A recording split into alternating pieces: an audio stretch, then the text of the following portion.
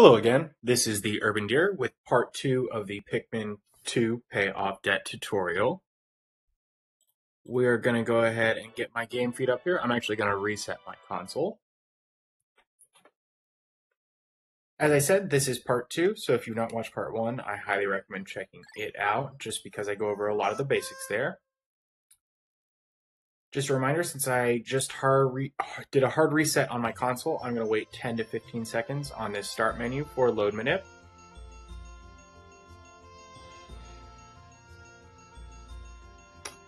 This part of the tutorial will be going over the back half of the run, which is from Subterranean Complex on. If you remember, part 1 ended at the end of Bulman's Kingdom, or after we left Awakening Wood. So I'm going to go ahead and select this file, and you're going to see, because we just opened Perplexing Pool and Awakening Wood, that is going to come up and our ship's going to go over there, but that's not where we want to go, so just make sure not to mash A through this. We're going to go down and we're going to go back to Valley of Repose. Okay? You'll see 2 cutscenes here, so be sure to mash through those. You're going to buffer up left and run under the blue onion and take out all of your blue Pikmin. Now, if you happen to get more than 55, that is okay. You want to make sure that you have enough space to take out all of your whites and purples. So in part 1, we saw that I had 1 purple death as well as no white deaths. So I could actually take out up to 56 blues, but 55 is going to be just fine, okay? If you have fewer than 55 blues, that is also totally fine. Really, anything above 45, 48 is going to be okay for these purposes, all right? So as they come out, you're going to go ahead and whistle so they don't try to attack this pellet cozy over here. Got all our Pikmin in our party. You notice that I am C-sticking as I move. That's going to help keep them a little ahead of me. And we're just running all the way over here to this water gate so that we can get into caves as quickly as possible. Okay? So we're going to get all of our Pikmin on here. All of our blue Pikmin on here. And then you're going to switch. And you're going to withdraw all your whites and all your purples. Okay?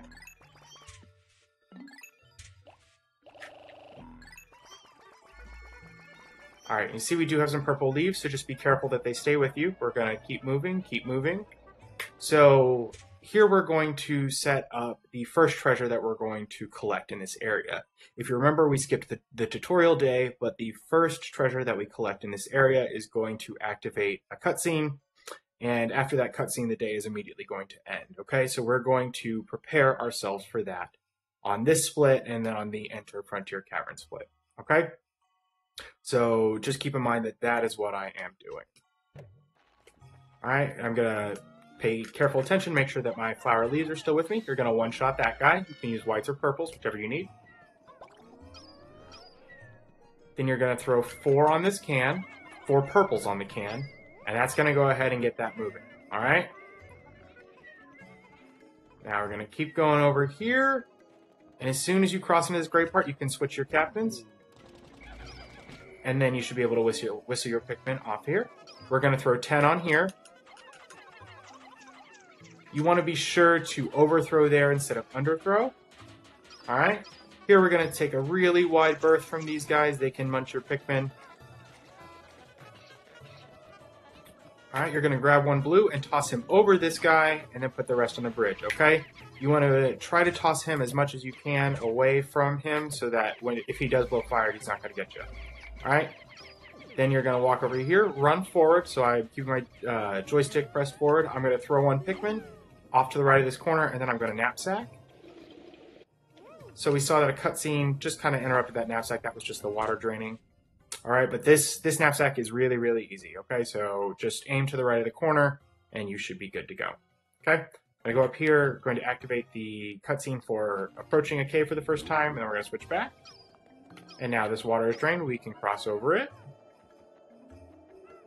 Whistle your blues. Whistle some more of your blues. I would, early on, wait until these guys catch up a little bit. And you're just going to want to be careful to stay over here to the right so that the fire doesn't get your Pikmin, okay? You're going to whistle, and then as soon as you see your captain respond to your other captain's whistle, you're going to switch. Alright, you want to make sure that you have all of your Pikmin with you when you enter this cave. Not all. We're going to be down 4 Pikmin because we put 4 on the can, okay? But we've got 95 out of 99, which is perfect. All right. Now, Subterranean Complex and the next cave we're going to go into, Frontier Cavern, are going to be the 2 hardest caves in the run. We don't really have any more hard tricks in the run. It's just the caves that are hard, okay? And these are the 2 hardest caves. So I'm going to do my best to explain them. I will not be able to cover every single layout, unfortunately, but I'm going to give you some general idea of what your strategy should be. All right? This first floor here has a buried treasure, which means we can't see it. So you're going to try to use the treasure gauge as much as you can to figure out where it is, okay? All right. So we actually see right away that my treasure gauge is super going off, okay? So that tells me that the treasure is really, really close to me right now, okay? I actually know that it's going to be in this long hallway right here, okay? So in general, you should use the treasure gauge. Sometimes it can be in a second room over here, all right? So if you need to walk over here, walk into this room, it can either be in this location where this bulborb is, on top of this stump, or sorry, ignore these Pikmin getting poisoned, or that treasure can also be back here, okay? So just keep in mind of this position back here. It's really hard to see the treasure gauge react if you are super close up in the room here. So if you're like up here, you really can't see that treasure on the treasure gauge when it's at that back position. So just keep that in mind. All right, but we are going to go ahead and get this treasure now. Now, this guy, you might think I want to kill him, but I'm not going to. He's not going to be in the way at all. You're going to see that the treasure is going to come through this pathway and then walk straight over here. So we've got plenty of space for this guy not to attack our Pikmin, alright? So keep in mind you don't want to kill anything extra. I'm going to throw a few whites to kill Poison Geyser. We're actually just going to throw 2 whites on that one, and that Poison Geyser is going to go down while we're digging up the treasure, alright? So we're trying to multitask as much as possible. Okay? Throw a few more whites on this. And of course you need some whites with you to dig up the treasure, so always keep that in mind. We are going to load this with whites. Sometimes enemies can fall from here. I don't think bombs can. I'm trying to think through it. Yeah, I don't think bombs can. So just be wary of that in case an enemy comes out of there, because that might mess you up. Alright, bombs can't spawn there. Alright, we're going to kill these guys as this is coming in. Just be a little extra safe. They probably wouldn't latch on. They might eat 1 or 2, but we're going to be extra safe here, okay? And we're going to try to get their bodies, but I can already tell you now that those aren't going to come in time. Alright, but that's not a big deal. There is another treasure on this floor, this tape. If it's really, really good and you think you can get it quickly, it's okay to go ahead and get it, but most of the time you're going to skip it. Alright? I'll be skipping it for this run. Alright, so once you've located and collected that buried treasure, you're just going to go ahead and exit to the next floor. Now, this next floor will have 2 treasures, and it's going to be a little scary sometimes, okay? And the reason it's scary is there are lots of bombs on this floor. So, what I want you to do at the start is kind of spin around and see if you can figure out where the 2 treasures are. So you see I don't see any treasures off in that direction, so we know there isn't anything over there, alright? And we know there's 2 treasures here, so they're both going to be in this direction. Alright, so you also see that I just off-screened that careening Doodlebug. So that's something else to keep in mind on this floor, that you can go into this low-down camera view and your enemies aren't going to be moving around much, alright? But after you've located the treasures, what I'd recommend doing is grabbing a purple and then getting 1 on these guys. So we see he didn't latch on the first time, so I threw another purple. But if you put purples on these guys, they won't throw bombs and they'll just be stuck in a permanently raising and falling animation, alright? We're going to do the same thing with this guy. Again, we missed the first one, so just make sure to get the second one. If you don't throw a purple, he's going to throw his bomb close. Or if you don't get a Pikmin on him, he's going to throw his bomb close. Just be really, really wary of that. Alright, so we see we've got 1 treasure there and 1 treasure there. So here is going to be the way that I recommend you do this. Alright, so you're going to walk over here with your full Pikmin squad. You're going to swarm that. We saw a bomb, so we're immediately going to whistle off and run out of there, okay? Run as far as you need to, so that you don't lose Pikmin. We actually lost our purple there, but that's okay. Alright, but now this is dug up, and we're going to load it up with blues. Alright? Be really, really careful of these inactive bombs. If you see stick a Pikmin into them, it is going to hit it and then try to explode. This treasure, I think most of the time, if you get all whites on it, it's going to move quickly enough to get away from the bombs, okay? So try to do that. Grab a white Pikmin so that your Pikmin sort themselves, get mostly whites on it, and it should move out there. If you can't do the grab a Pikmin and then swarm it, what you can do is throw Pikmin on it, but just be careful that if you do that, sometimes it's not going to get out of there in time. They're not going to latch on before the bomb goes off, so just be really, really wary of that, okay?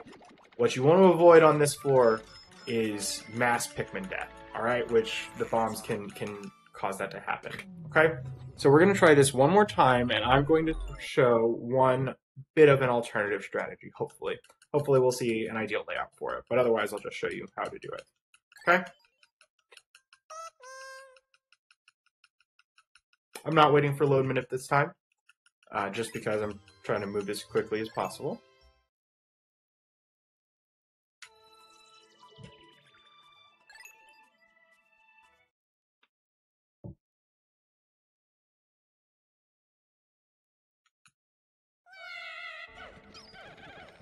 Alright, so we see that we've actually got a ton of enemies in the way.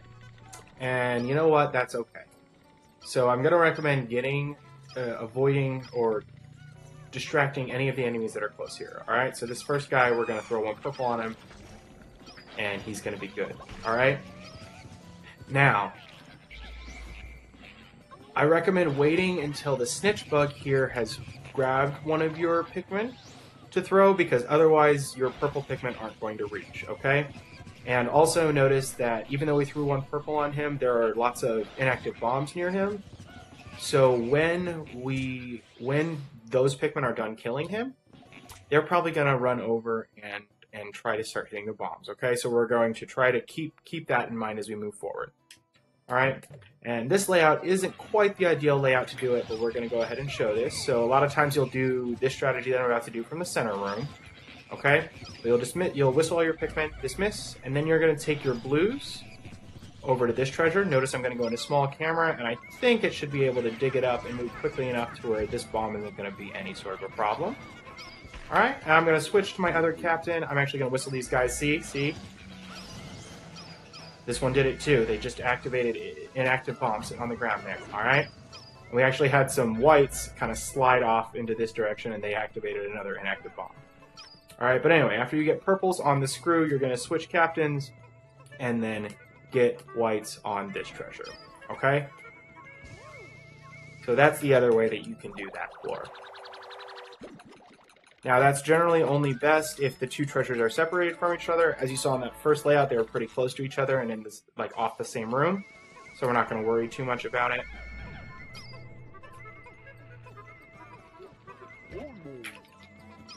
Alright, and I did lose a white Pikmin or two there.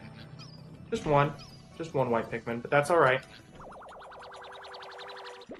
Again, Pikmin deaths don't matter too much. Just as long as you're not losing, 10 or 15. If you lose one or two here and there, you're all good, alright? So we're going to go ahead and move on to the next floor. So this next floor will be one of the most complex in the run.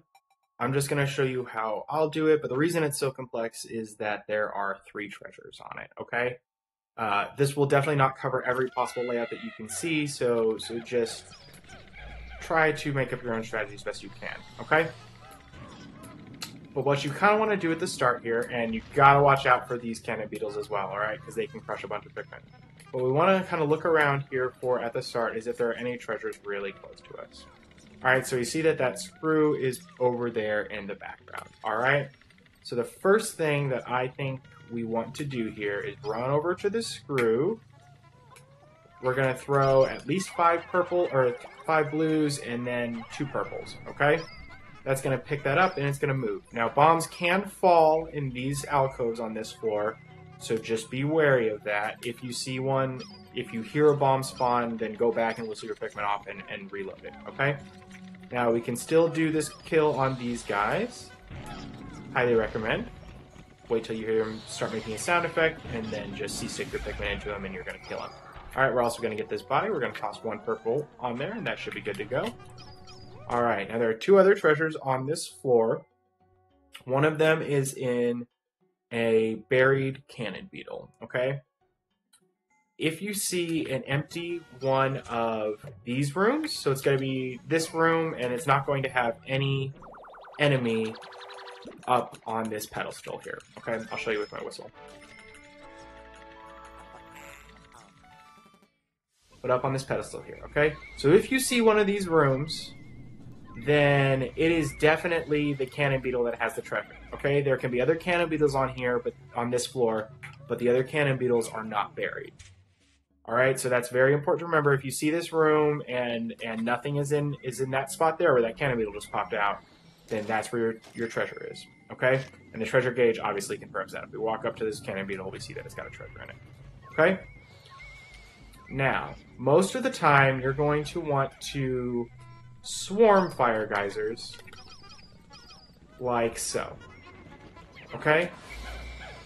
Now, with this cannon beetle in this room, that can be a little scary sometimes. If you're a little scared of that, you're worried that he's going to kill your Pikmin, another strategy that you can do, and you can make this a little faster, you don't have to dismiss your Pikmin, you can kind of just stand behind it, but you can actually get him to shoot and kill the fire geysers, okay? So you see this fire geyser's gone now. Perfect. We don't have to deal with it.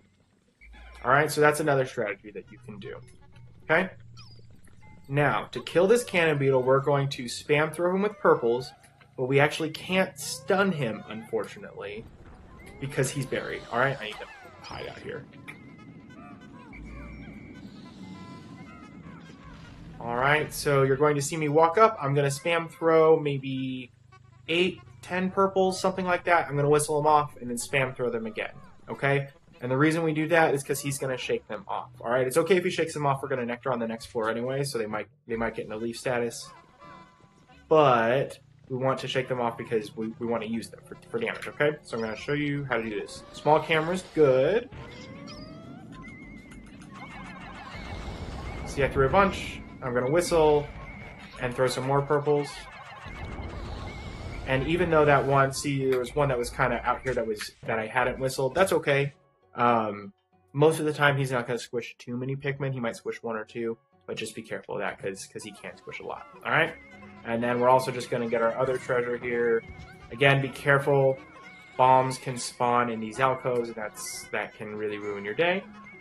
Especially if you think a treasure is going to move past and move quickly enough, and it doesn't. All right? But this floor has those 3 treasures on it. That one's, of course, always going to be in that beetle. Just be sure to get it, okay? And then the next thing you're going to do is just find the exit.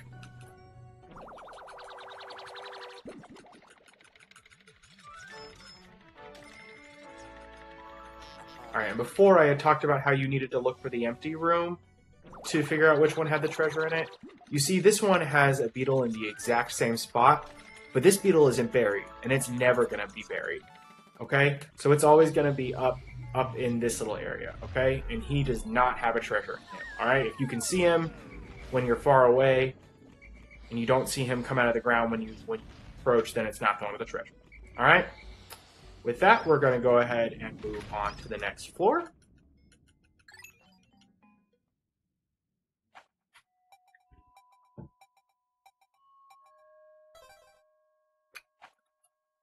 We get a little bit of a rest floor here. We're just going to use blues to grow 15 more whites, and then we're going to nectar all of our Pikmin. Okay? So the first thing you should kind of be looking for on here is the location of the flowers, and then the second thing you're looking for is the exit, or the location of the exit. Alright? So we see the exits there, we see there's 1 flower there and 2 flowers there. I'm going to recommend, most of the time you're going to want to get all 3 of the flowers on this floor, especially at a beginner stage, just because you've probably lost a couple whites by now. We've lost 1 even. So try to get 3 of them, almost always. Okay? But we see that's there. We actually need to end at the exit hole, obviously, so we're going to walk away from it first. Alright? Hopefully that makes sense, why we do that. So we're going to throw 5 in each of these. We're going to wait a second and let them sprout. Obviously, the reason we want to go to these guys first is because we want to minimize our walking time. And if we did these guys second, then we'd have to, throw 5 in that flower, walk over, or throw 5 in that flower, pluck them, walk over here, throw 10, and then walk back over the exit. But this way, we have much less distance to walk, and it's going to be faster. Throw 5 in there. While those 5 are going in there, you can throw a couple purples at these eggs. I do recommend throwing purples on them. They can have Mites in them, and the purples will automatically stun and kill Mites and eggs. Okay? Alright, so after we get all of them in there, we're going to kind of set this up. Perfect. So you see we got everyone nectared. If you don't get everyone nectared, that's totally fine. Not going to be a huge time loss, and you have some backup nectar in a little bit. Okay? We got all our boys nectared, grew 15 whites, and we're moving on to the next floor.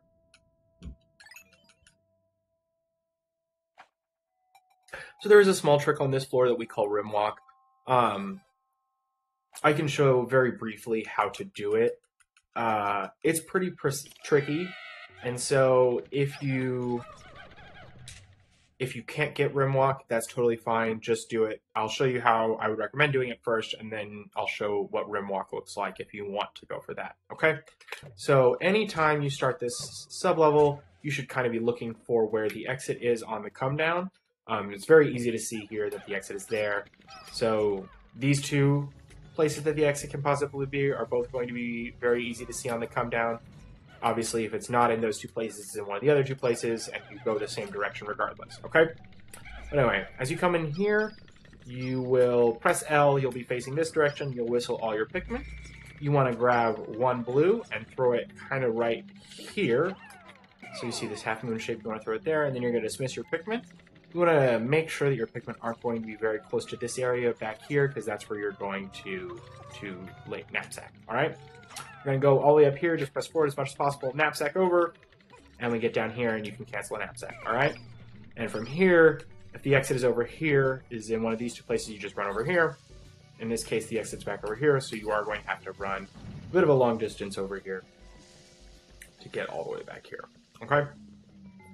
Now, there is when the exit is in one of these two locations, so it can be here or at the end of this outpost here, there is a quite useful trick that we call Rimwalk that you can do. I'm going to show it really quickly how I do it, and if you want to go for it, you're more than welcome to, but you don't need to if you're a beginner. Alright, so we went ahead and did that. Now, I'm going to come up here and do the same knapsack thing. Pretty much as soon as I hear the Pikmin make the sound that they've picked up the captain, I'm going to cancel my knapsack. Alright? And the goal here is to land right on the ledge. Okay? Alright? Now, I am on the ledge. I'm going to very carefully turn. Kind of want to be in a diagonal here, like so that you're tangent to this half moon shape. And we're going to run straight off there, and we're going to try and land on the lower ledge. Alright? Now, the reason this can be tricky is because this knapsack timing is pretty precise. And then you can also fall as we run off the edge here and void back out to the start. Alright? So if you can't get this trick, don't worry about it. I don't recommend going for it at the beginner level. Alright? But anyway, we're just going to run forward, and you're going to see that we're going to land down here. And that's perfect, because then you can exit over here or over here. Alright? Something fun to practice if you're new. Otherwise, just do the strat I showed at the beginning. Okay?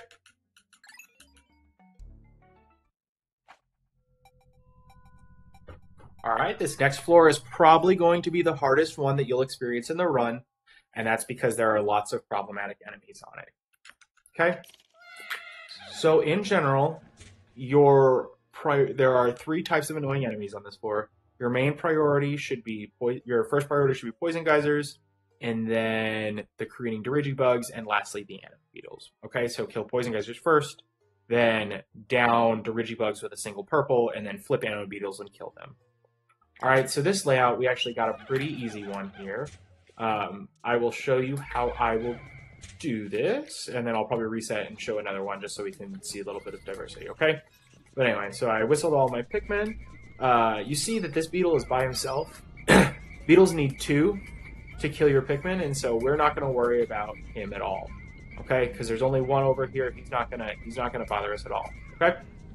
Anyway, we're gonna come over here. Like I said, we actually don't have we have poison geysers first. You're gonna throw a few whites. We don't have any Doodlebugs, so that's great. So now we can kind of just start collecting treasures here, all right? So toss a purple, that'll make him drop these treasures, and then put a few on it. You do not want to put your whites on the very first treasure because it's going to get in first, all right? So it's the one you're getting moving first, so you want to put either a slow or medium speed Pikmin on it, all right? We're going to try to get our whites on whatever the last treasure is that we're moving in. All right, and hopefully that makes sense as far as how you can save the most time, okay? Now we're going to go ahead and do this. Going to come over here. This second guy's going to try and grab on, so I'm probably going to go ahead and spam throw to get him too.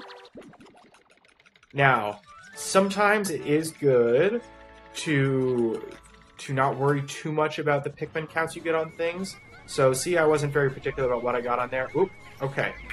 Oh, goodness. All right, a few things to unpack there. Ignore the direction the treasure moved. That's a really rare thing. Crazy that happened. Shoot. All right, but anyway, we're gonna go ahead and get these treasures in. I will do this floor again, I promise. So we're gonna get these treasures in. See, I'm not worrying too much about the carry on this because I just want to get it in. All right. So even though I've got whites, purples, and blues on there, we really just want to get our treasures in. So we're gonna try to get everything in as quickly as possible. Okay. Gonna do our normal kind of thing here where you grab a white and then swarm forward to try to get as many whites as possible on a treasure on the last treasure that you collect on this floor. Okay, this was a particularly odd layout, so I will definitely reset this so that we can see what it's going to look like most of the time, okay? Anyway, that's the third treasure, and we just exit the floor after that.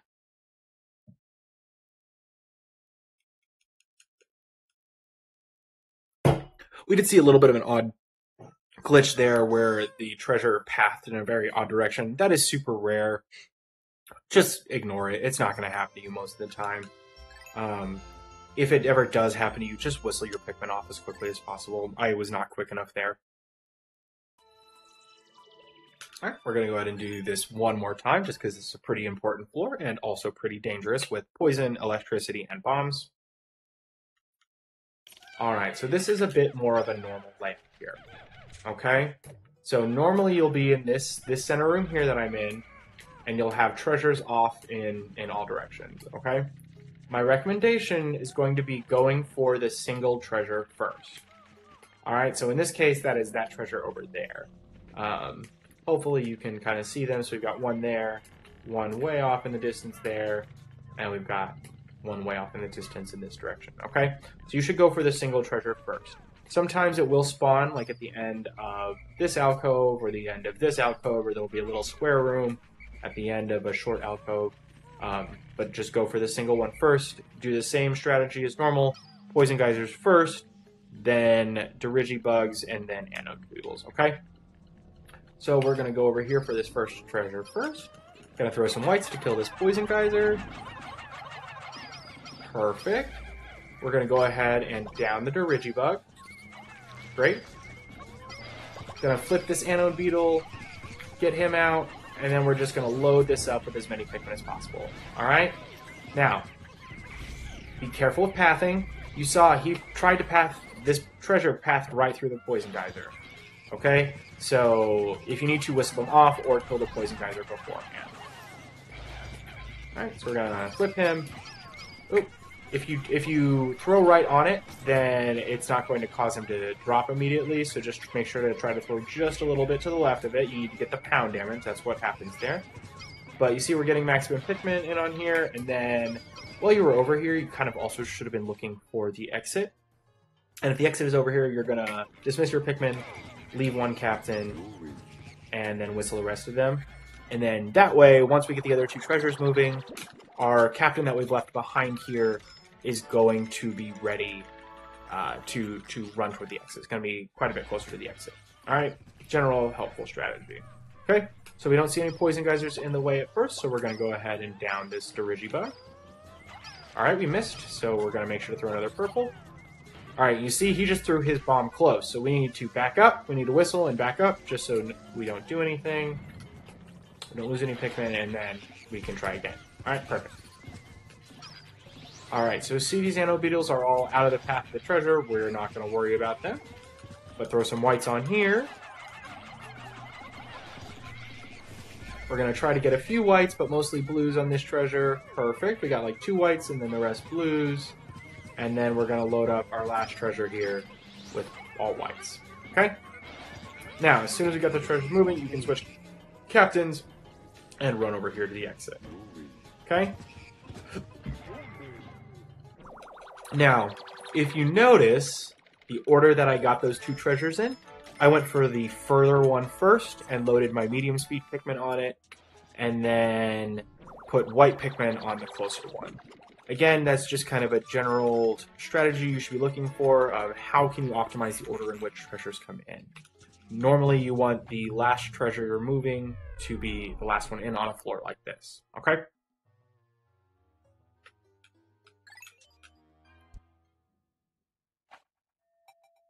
A little different from some of the other floors like Hole of Beast 3 where the opposite is true. But don't worry too much about that. Alright, so this floor has 3 treasures, one of which is going to be in this tower Groink. So this enemy is a Groink, we call this the tower Groink, he's going to be sitting on top of that tower. There's also going to be a roaming Groink, so you can see him way off in the distance there. Alright. And 2 treasures that are also just sitting on the ground. Okay? So, my recommendation is going to be whistle all of your Pikmin.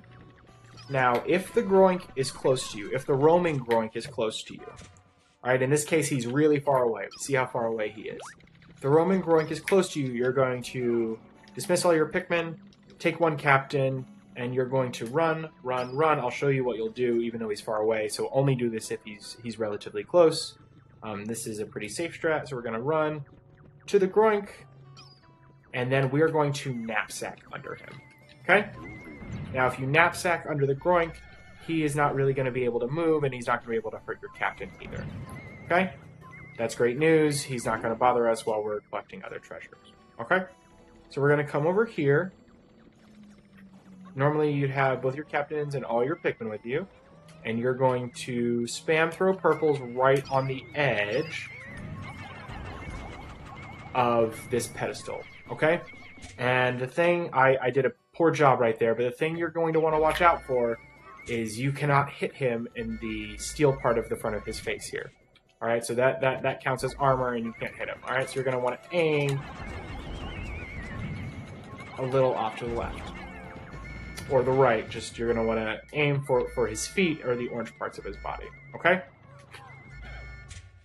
If he does kill a few Pikmin, that's totally fine. If you're nervous about killing him the way that I just did, something you can do is run over here with just a lone captain, so dismiss all your Pikmin at the start, and kill all the inactive bombs that are chilling around here. Alright. But after you get that moving, or after you get that killed, throw 2 or 3 purples on each of the things. If it's really far away, obviously throw more purples or a couple blues as well. We just want to get those things in relatively quickly. Okay? So now we are going to start moving toward where the other treasures are. We actually saw them when we went to distract the Groink, so that's great. Now, if the Groink was in your way after you distracted it with the captain, you'd want to go ahead and kill it using your purples. Just be really, really careful of the bombs if they are near that Groink. Purples, if they get pound damage on a bomb, the bomb will instantly explode, and that's going to be run dead because normally it's going to kill 10 purples or something like that. Okay, so just be really, really careful. Pound damage near bombs will also set them off, so a Pikmin does not have to... So a purple Pikmin does not have to run into bombs to make them active. Okay, one thing that I will show here that you can do, takes 3 bomb hits to kill this Groink. So if you've got 3 bombs near it, or you can lure it near 3 bombs, just do that, and you're going to see it die instantly, which is great. Okay, and then here are 2 treasures.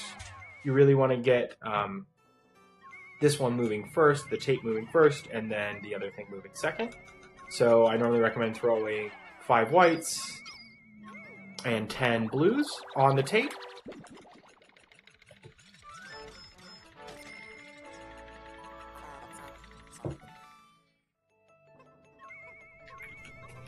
If you underthrow, that's okay. You'll just speed it up here in a second. And then this treasure, so that tape is normally in an alcove just like this. And you're going to see that a volatile Dweevil is going to fall out of the sky as soon as the treasure gets moving. Okay? Just try to be careful with them. We're going to use our captains and other Pikmin to distract that so the treasure can get out of the way. Then we're going to whistle everyone off and they're going to be safe. All right, so I think when I show it, it'll make a little bit more sense here. All right, so we're going to try to get all of our whites on this swarm, and then we're going to kind of stand right here under this. See, the treasure's made it clear now, and we're going to run away. All right, now that gets harder the fewer white Pikmin you have on a treasure. So if you try to do that with just purples or blues, it's going to be much, much more difficult because the treasure is not going to move as quickly. Okay? So if you need to, get a treasure moving, let the Dweevil spawn, run the heck out of there, and then get the treasure moving again. Okay? You'd obviously whistle your Pikmin here as well. Alright, I think that kind of covers it. One other small thing I do want to mention. There is a very small chance, I think it's 1% or 2%, that tower groink does not spawn on this floor. If that happens, unfortunately, you'll need to find a backup treasure. It's worth 100 Pokos. I'm not going to go over it in this run, but the backup treasure that's probably going to be best is the one from Man-at-Legs, which is on the last floor of this cave. Okay, you're going to see on the next floor that we're going to go ahead and exit. Alright. Be really careful of bombs on that floor. They can really cause a disaster. Okay? If you're worried about the groinks, just kill them. Totally fine to take a little extra time to kill them. They will ruin your day sometimes as well. Okay? Now on this floor, there are a couple things I do want to point out. We don't need to use any of them, but if you lost a whole bunch of Pikmin, you can use the Queen Candy Pop Buds or the Purple Candy Pop Buds. There's also convenient eggs everywhere that you can use to nectar your Pikmin if you need to. Okay? If you have like over 80 Pikmin, I wouldn't worry. If you have over 70 even, I wouldn't worry too much about growing any extras here. Most likely you're not going to need them. If you have fewer than 20 purples, I would probably go ahead and grow some extra, especially if you're just starting out. Okay? But after you've grown your Pikmin, plucked them, I would nectar them as well. Then you're just going to run to the exit geyser, and we're going to exit this floor, or cave. Okay? If you needed to do Man-at-Legs, because a treasure was missing, or you just want to do Man-at-Legs, you'd obviously do that next. I'm not going to cover that, because that is not a part of the route at this point in time. Okay? I'm going to go ahead and save here.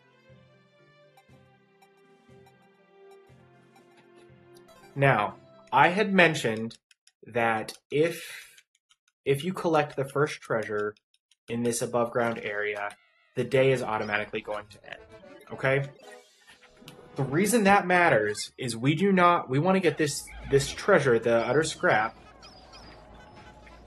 which you can see off in the distance there. We want to get that as close to the ship as possible without it going in before we enter Frontier Cavern. Okay? So, you're either going to need to move really quickly on this split, or you're going to not need to move the utter scrap. Okay? Early on especially, because mistakes can happen, I'm going to recommend you not move the utter scrap after the first split. Okay, so that is what I'll be doing in this run. Alright, and you'll see what we'll do instead on the next one. Okay? Now, you can, if you move quickly enough, I'll tell you what you can do. So, you definitely want to take out the rest of your purples, because we left some of them behind on the last split. I'll be able to take out all your purples, and then we're going to whistle all of our guys and run over here. If you are moving the utter scrap on this split, throw 4 purples on it now and move on. Like I said, we are not going to throw any on it for this beginner tutorial, just because I don't want you to activate or end the day. If you end the day, your run is probably dead because you've lost 20 or 30 Pikmin, including like 7 purples on this split. Alright, so just be really, really wary of that. It's not going to lose you much time not to move this any further. Okay, and you'll see what we'll do on the next split. Okay? Alright, we're just going to keep going. We're going to move on.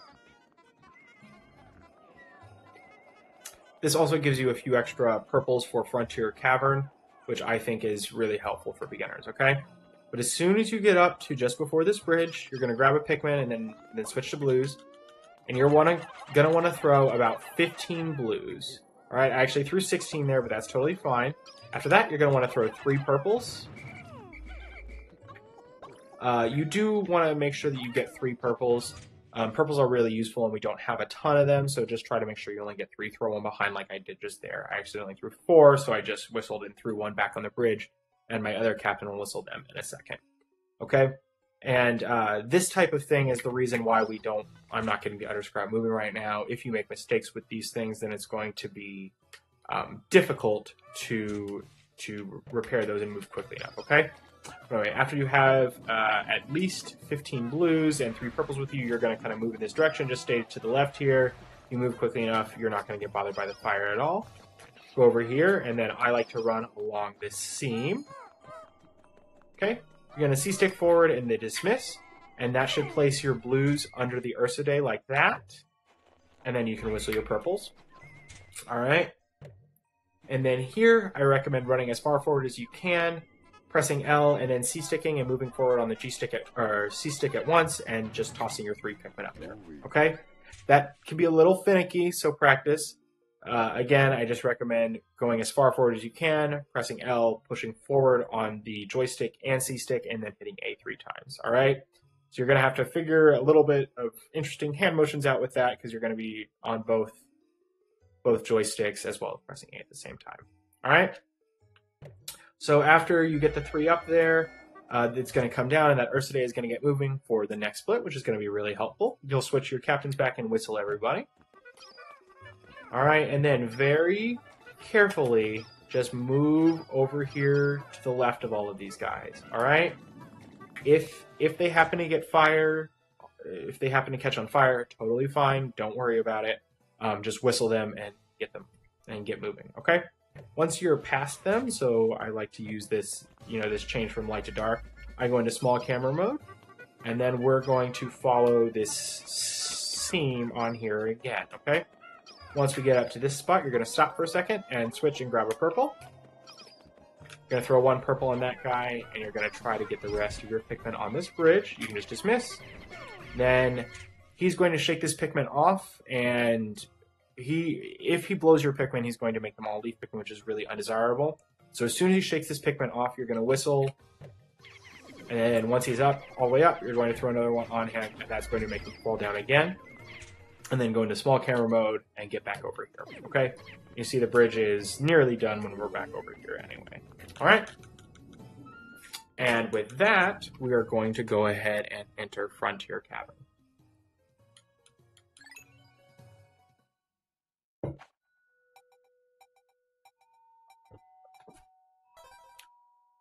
This first sublevel here has 2 buried treasures, which actually makes it pretty difficult.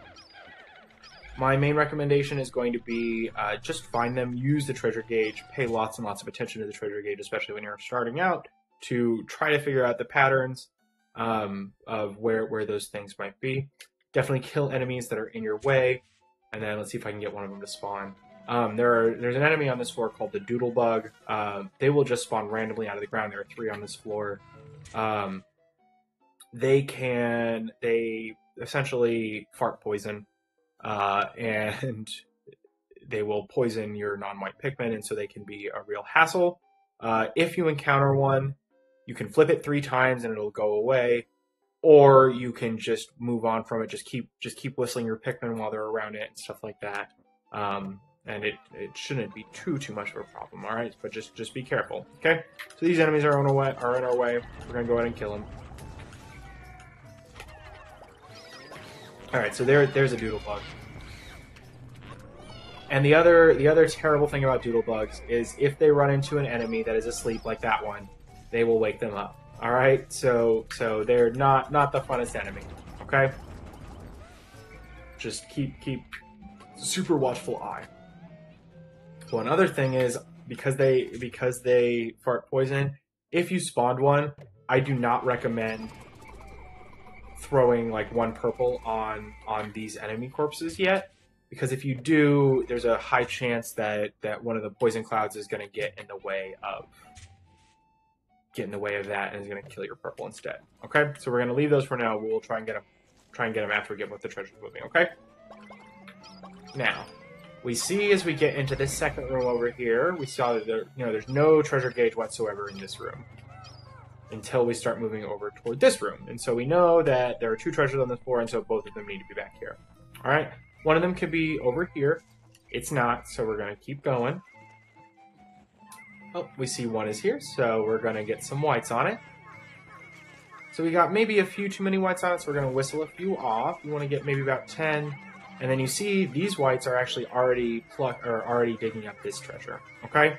So in this room, you can get treasure spawned in these 2 locations. This one I pointed out before, where I'm whistling.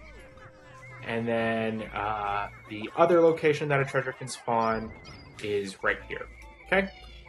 So we got both of those treasures moving. Our carries on them are pretty good. It looks like they're moving pretty fast, so we got a decent number of whites. We're going to try and get these bug bodies while we go. In this room, the other thing I want to point out is the other possible treasure spawn locations in this room. Once these 2 treasures go in.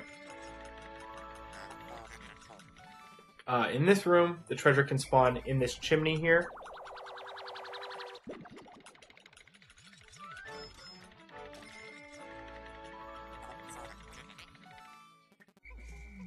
Can spawn in this location here where I'm whistling, or this location here where I'm whistling. Okay? The other possible location, and I would say the most common location, is in the end of an alcove, like one of these. However, it's never going to spawn in a close alcove like this. All right? So you would be looking mainly at alcoves that are further away from the start of that. All right, the other thing is, if you've lost a bunch of purples, this is a decent place to grow them. If you have fewer than 20 purples when you enter this cave in total, so not just with you, in total, including those that are in the onion, then at least 1 purple candy pop bud will spawn on this floor. Alright, but main thing on that floor is watch out for the Doodlebugs and use the treasure gauge to find the 2 buried treasures, because you don't know where they are otherwise. Alright?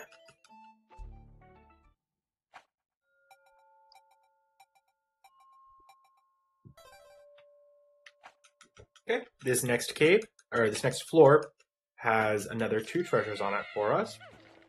This is going to be the most common layout, where there's 3 rooms in a row, and you are in the furthest room, and the 2 treasures are both in the other room.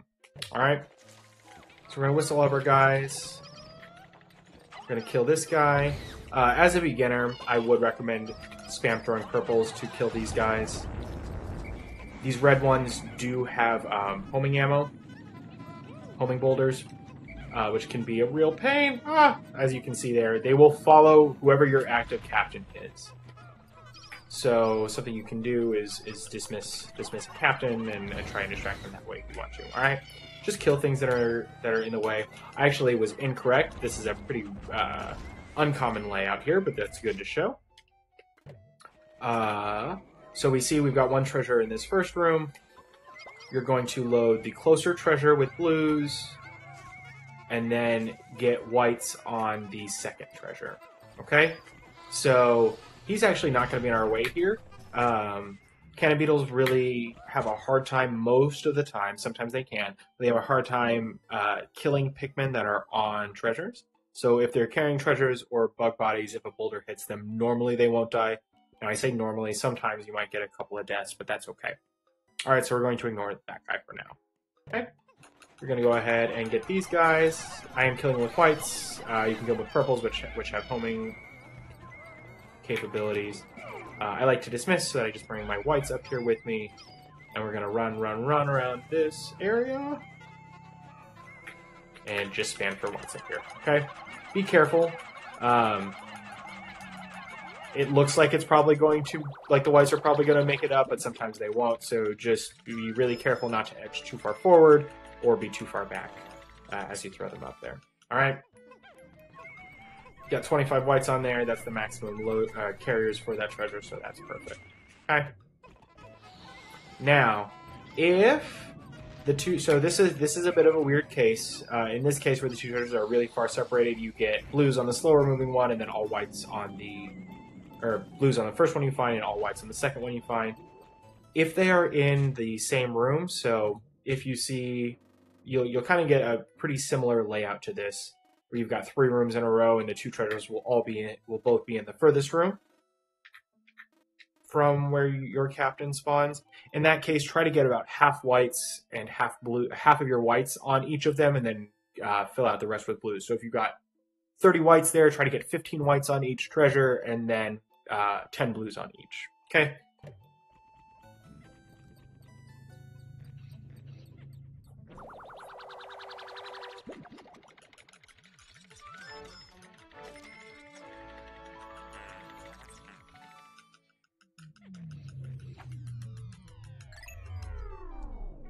All right, this next floor is also a little complex. So we've got 3 treasures, one of which is inside an enemy, and one of which is buried. So your first goal is going to be to locate that enemy, which is going to be a big bull bear. It's that black guy off in the distance. If he is close to you, what I'll recommend doing is luring him like I'm about to do.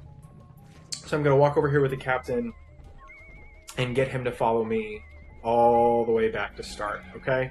And this does 2 things. 1, he roams around so he can eat your Pikmin at just about any time. 2, is going to decrease the distance that treasure has to move, okay? So you're going to try to spam throw purples on him to kill him. He will sometimes shake like that, and that's obviously a bit of a problem. So just whistle your Pikmin so he doesn't end up eating them, alright? Alright, so he did eat a purple, that's okay. We didn't get any stuns, which it can be a little tough to stun this guy, okay? My main recommendation is just going to be to spam throw purples as much as possible. Alright, since all these guys are back here at the start, we're going to go ahead and just get all the bodies now. Now, that electric gate off in the background brings me to a bit of an important point. Hazards that are on camera during treasure cutscenes like this are still active during the cutscenes. So if the Pikmin that you see on the screen had run toward that electricity, they would get zapped during this cutscene. Just be really, really vigilant of that because it can kill a bunch of Pikmin all at once. Okay? This other enemy here is called a Bulman.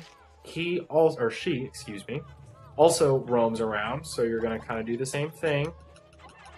Most of the time, though, you can ignore her. In this case, we weren't able to. If you kill her, great. Go ahead and whistle her Bulman. It's just extra Pikmin for you, okay? Now, we've gotten treasure number 1, and we're going to be looking for treasures 2 and 3, one of which I told you is buried. Okay? Now, I don't see any signal on the treasure gauge whatsoever that it's in this room. Most of the time, it's not going to be in a closed room like this, okay? Most of the time. If you need to, you can run over with one captain, check your treasure gauge, see that, absolutely nothing comes up as we move over here, so we know it's not over here. Alright, we're going to go ahead and keep moving. Okay. Looking around. Alright, so we see the treasure gauge has started to go up, so we should be looking for where our treasure is, alright? He ate a Pikmin, but that's okay. Alright, so we should be looking for what's causing our treasure gauge to go up here. Alright, we actually don't see the treasure, which means it's going to be the buried one. Alright, we need whites to unbury it. But as we get closer and closer to this location here, we see that it's going to be right here. Okay? Use the treasure gauge to find this. Super duper helpful. After we get that, you're going to put 4 whites on that, and that's going to go ahead and get moving. That is the last treasure of this area, of this floor. After this gets dug out, you do want to go ahead and whistle off your Pikmin and then switch and get whites on it so that it's moving as quickly as possible here. Just for general reference, the buried treasure can spawn where it spawned here, in like this kind of area. It can spawn in the end of alcoves. It can also spawn in rooms like the big one that we showed off at the start.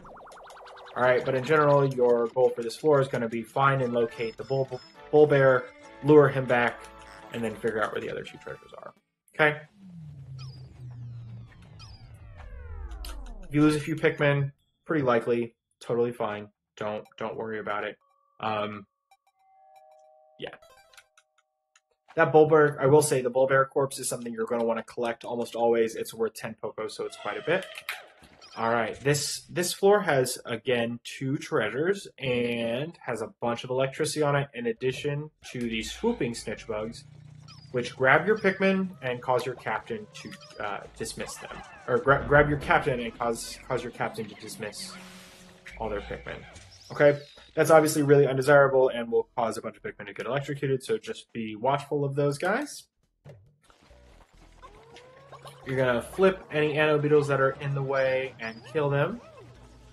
I like to, when an Anno Beetle is close to a gate, I like to flip him just before the gate's done, load him up on the gate, and then load up and kill the Anno Beetle, kind of in that order. Alright? That order should be pretty effective most of the time. Okay? Now we're looking for the 2 treasures. I don't see any over in this area, so we're going to keep looking. We do see that the Snitch Bug grabs a couple Pikmin, so we're going to get 1 purple on him, and that's just going to keep him down. We're going to go ahead and flip these guys, because they're going to be a problem. We're going to whistle, and we're going to down this guy too. Perfect. I'm going to go ahead and throw 4 whites on that, and then load up the second treasure with all whites. Okay? Now, these treasures, and then now that I have a few more extra whites, I'm going to put them on that first treasure that was moving, okay? Treasures can spawn out in the middle of the room here, like they did in this layout. They can also spawn at the ends of alcoves. These, by the way, are the swooping snitch bugs, which you'll see he's about to grab my captain.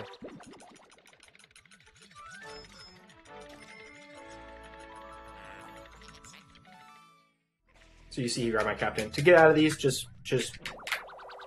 there's a bit of randomness. I don't know why. What I do is I rotate my joystick in a circle, and that seems to be the most effective at getting me out of that. All right, but if he does grab you, he's going to dismiss your Pikmin, and there's electricity, and that'll cause your Pikmin to die. Okay.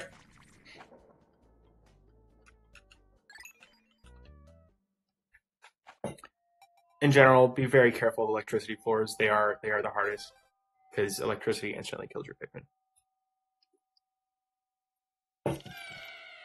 Alright, so this floor, we have 1 treasure to get, and it's inside of a Mamuta. You're going to want to check your treasure gauge right at the start. If it's going off a bunch, that means you've got a Mamuta right here in this front room that has the treasure. We actually don't have any Mamutas in this front room, 1, and 2, the treasure is not close to us. Alright, so you're going to want to find the path to the second room, and we actually see as we approach that our treasure gauge is starting to go up. So that means one of the first Mamutas we have is going to have it in it. Alright, so as you slowly approach them, you're actually going to see that they're going to start coming toward you. That's a useful strategy to use, because it's going to make it a little easier if there are other Mamutas near it, or if there are Spectralids, the butterflies, in the way. Alright, but the best way to kill these guys most of the time is just to spam throw purples. Okay? You are going to need to kill any of the guys that are in the way, most likely in addition to any of the guys that are close. Now, Mamutas will not move, unfortunately, if they don't have butterflies on them. But you see how I was able to get him lured away from that second Mamuta there? That's great. Alright, after you throw Mamutas, or purples on the Mamuta that has the treasure in it, you're actually not going to whistle them off. And the reason this is it's going to pick up the Mamuta corpse. Sorry, that word is so hard to say. And that lets us easily pick up this treasure with all whites. Alright? You can try to get some extra bodies. They're probably not going to go in, though, because that treasure's moving super duper fast. After that, we are just going to find the exit and go there. Again, if you need extra purples or whites, there are 2 candy pop buds guaranteed on this floor. There's 1 of each, 1 purple, 1 white, so throw some extras here if you need them.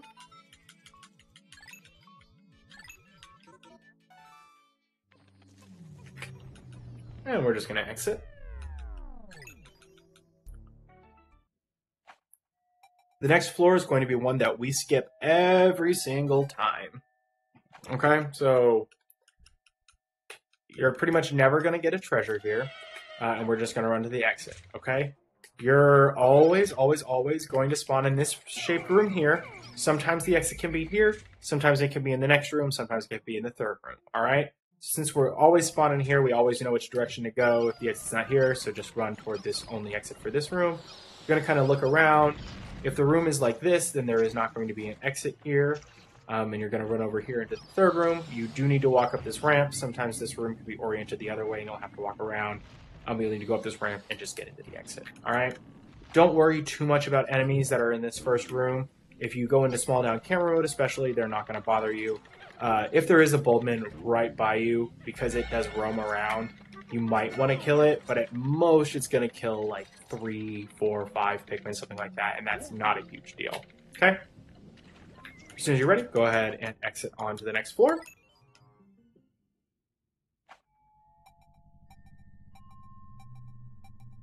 Alright, this is another floor with a buried treasure.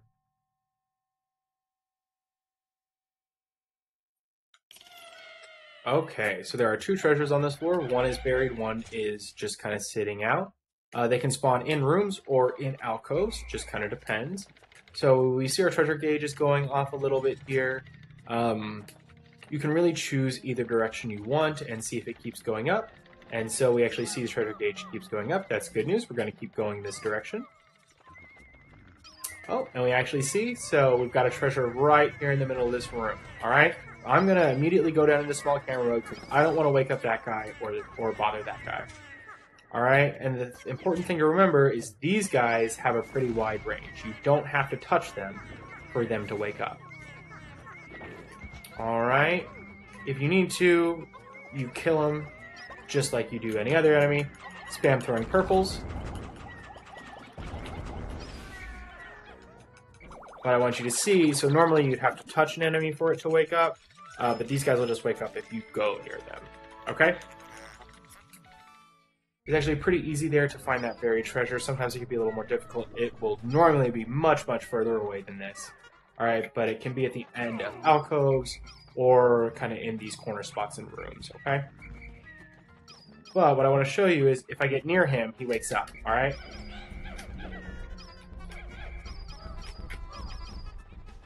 The other thing that I can kind of show you is that we can lure, a lot of times you can lure these guys away.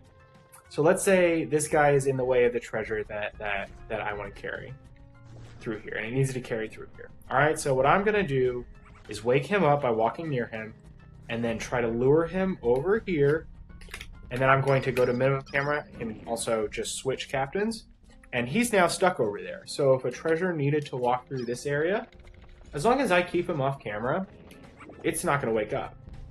So you see, you can actually hear him off in the distance a little because we're maybe a little too close. But you see, like he's not returning to this area because we've off-screened him. Okay, so he's not active right now. Really important general concept to use. Okay. Once you've located the first treasure, which will actually normally be the other one. So this was the buried one, so we can kind of load it up with whatever we wanted. But normally you would. The other thing I want to point out is while we're over here, we see that even if we move back here, there's no treasure gauge, so I know the treasure's not there. So I know it's going to be in this other room here, where I am with this captain. You can actually see it right there. Ordinarily, though, the way that you would do this floor is you'd locate this bell treasure first. That layout just happened to be that we chose the other direction. But you'd get this bell treasure first, you'd throw 10 blues on it, get it moving, and then figure out where the buried treasure is, and then get all whites moving the buried treasure once you've got it. Alright? But in this case, we found the buried treasure first. We went ahead and got that in. And now we're going to use just whites to carry this guy in. Alright? And then, as the treasures are going in, the last thing you're going to do is prepare yourself to exit the cave entirely. Be very, very careful because there is also an entrance to the next floor on this sub-level, and it's going to take a long time to skip that floor if you need to. Okay? So just always, always, always be prepared to exit over here. Okay? I do want to go ahead and do that floor one more time just because that was a very odd layout. And I think we can see a bit of a better layout. Alright, so I am going to do it one more time.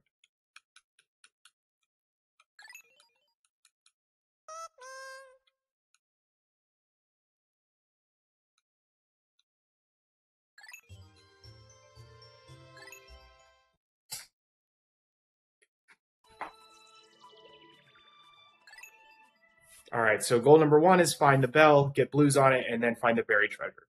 Okay? You can try to use the come down if you can see the bell. It can be a little hard to see for me in particular because I'm colorblind.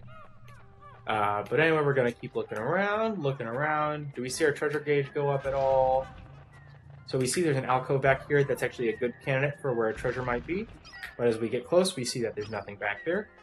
So we're going to keep checking over here. Oh, and we do see a little bit of the treasure gauge go up, and so we know there's a treasure over here. All right? Actually see it's the bell there, so this is a good layout to show what you would normally do. So we're going to load 10 to, I guess, 15 or so blues. More blues isn't going to hurt you. You don't need them. It's just going to make the treasure carrying faster. Okay? And because of where this is moving, the direction this is moving in, we don't need to kill any of the enemies in this room. All right, so one of the big things here is not overkilling enemies that you don't need to.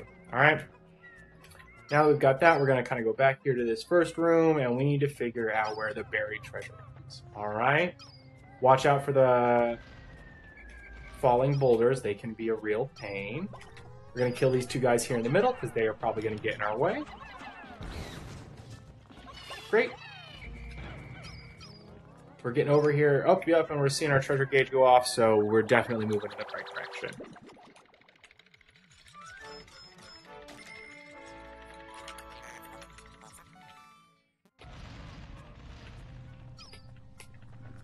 Alright, so now we know there's a treasure kind of back in this back section of this room. The question is it out in the room, like in this spot where I'm whistling now, or is it in an alcove? If there is an empty alcove back here, and you know a treasure's back here, it's almost always going to be in the alcove. I think it pretty much has to be in the alcove, okay? So we see there's an empty alcove there, and so as I move closer over there, we know the treasure's there as well. All right? I'm going to spam throw purples to get that guy, and then I'm just going to get this treasure dug up as quickly as possible. All right? Can whistle those guys off. Because I have so many whites, I could load more on there, but I want just whites carrying it afterward. You can also load all your Pikmin on the dig and then whistle them off and switch to just whites carrying it like we've done a few times before. Okay? We're just going to go ahead and let that go in. And you see it's avoiding the enemies that were on the outer walls there, so we just killed the enemies that we had to. And we'll exit here.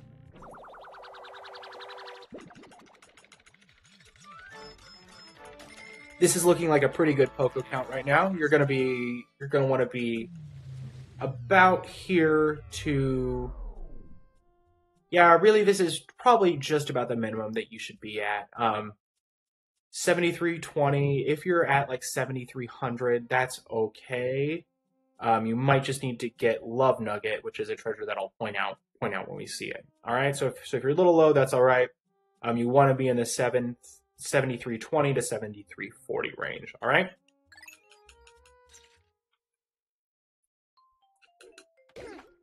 Don't save. And then on the above ground, the earlier above ground Valley of Repose splits, you remember that normally you're going to be moving the Utter Scrap in more closely. So the first thing that we're going to do now, because that is going to automatically end the day, is collect the Utter Scrap. If you moved it on both splits, it is going to be somewhere in this area that I'm whistling now. Go ahead and get it in from there. However, we didn't move it on the second split, so it's all the way back here. That's okay. Just going to keep C-sticking forward so that mostly whites grab onto it. Get them all on there. And then just let them carry it in. Alright? Now this is going to immediately end the day, so you do not want to dismiss your Pikmin or have any loose Pikmin back there because they will not come with you. Any Pikmin left behind will be left behind. Okay? Once you get comfortable not playing it safe with Utter Scrap, that ends up being a lot quicker because it's very, very close there. Okay? You'll go through some cutscenes. The day, like I said, automatically ends.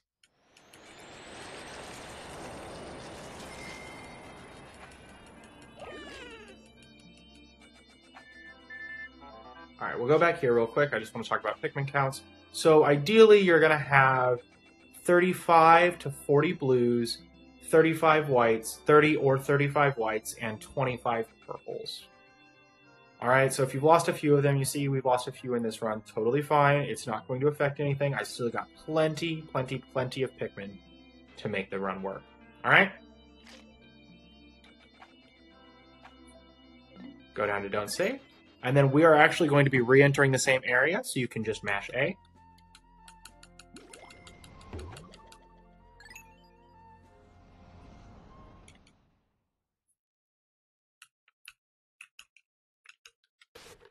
Alright, when you get here, you're going to want to take out all of your whites,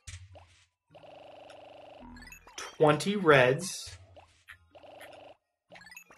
whistle as the reds come out, and then after you get all your whites and reds to your party, you're going to come over here and take out all of your blues. Alright, if you're really low on Pikmin, so if you end up with like 70, like if you take out all your reds, whites, and blues, and you've only got 75, 80 Pikmin, go ahead and take out your purples too. They'll help speed up the split a little bit. Alright? Once you've got all your Pikmin in your party, you're going to run all the way back over here. You're going to dismiss, and then you're going to whistle just your reds. You're going to walk over here to where the first treasure we were supposed to get is. Alright? You're going to C-stick forward until your counter shows 0, and that means all your Pikmin are on the battery. Okay? Once we get over here, we're going to throw 10 whites or so up here. You want to probably underthrow, or no, overthrow as opposed to underthrow. And then we're going to try to get mostly blues on this. Alright, so if some whites get on there, that's okay.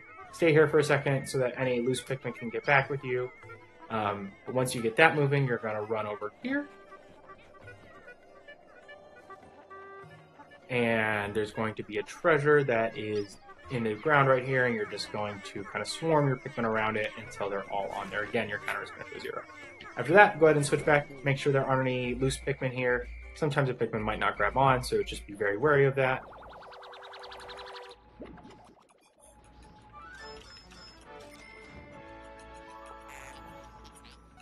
But we don't have any loose Pikmin here. We saw the battery come in, so we can go back over here. Once this comes out, go ahead and whistle and make sure you get just whites on it.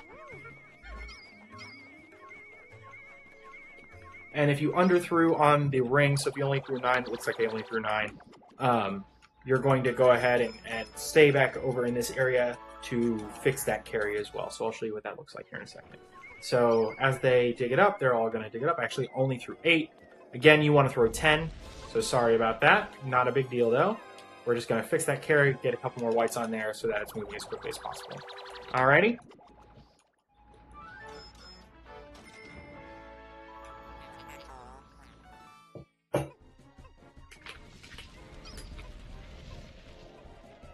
And there's not really a whole bunch else to do here. We're just waiting for that treasure to go in.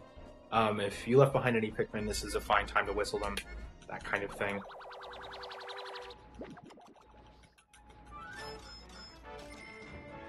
And you will get the 8,000, or the 80% of debt recovered cutscene here. Keep that in mind. But as soon as you get the 4th treasure in, you can go ahead and end the day. And with that, we're going to enter our last area of the run, which is Perplexing Pool.